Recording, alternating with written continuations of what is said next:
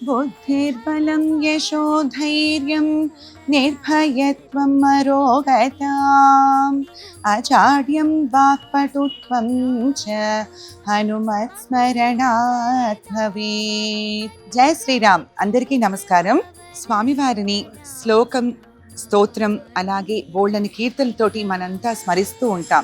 అందులో అతి విశేషమైన శ్లోకం, స్తోత్రం అనుకోండి మన హనుమాన్ చాలీసా. స్వామిని హనుమాన్ చాలీసా చదివి స్తుతించిన ఆ స్వామి మన కోసం దిగి వస్తాడు. అలాంటిది మే 12వ తారీఖు హనుమ జయంతి అవ్వడం, మంగళవారం అవ్వడం గొప్ప విశేషం.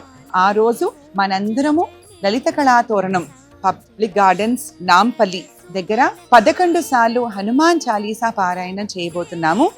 ఇది మొదటిసారి హైదరాబాద్ లో అంత అద్భుతంగా జరగబోతోంది. సుమన్ టీవీ ఆధ్వర్యంలో మనం అందరం తరలి వెళ్ళి స్వామిని స్తుతించి స్వామి వారి ప్రసాదం తీసుకోవాలి గనక మీరందరూ కూడాను, పిల్లలు, పెద్దవాళ్ళు, వీలైతే ఎంతమంది ఉంటే అంతమంది మీ చుట్టాలతో సహా మీ స్నేహితులందరికీ కూడా చెప్పి సకుటుంబ సపరివార సమేతంగా మీరందరూ రావాలని కోరుకుంటున్నాము. వచ్చి అక్కడ స్వామివారి తీర్థ ప్రసాదాలు తీసుకొని స్వామివారిని దర్శించి పారాయణం చేసి స్వామి ఆశీర్వాదం తీసుకోవాలని కోరుకుంటున్నాం.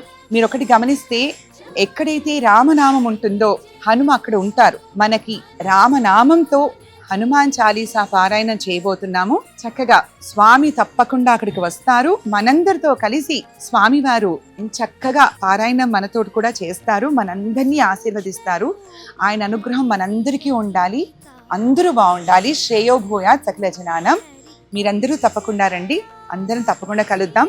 మే 12వ తారీఖు కోసం నేను ఎదురు చూస్తున్నాను. అందరూ కలుద్దాము.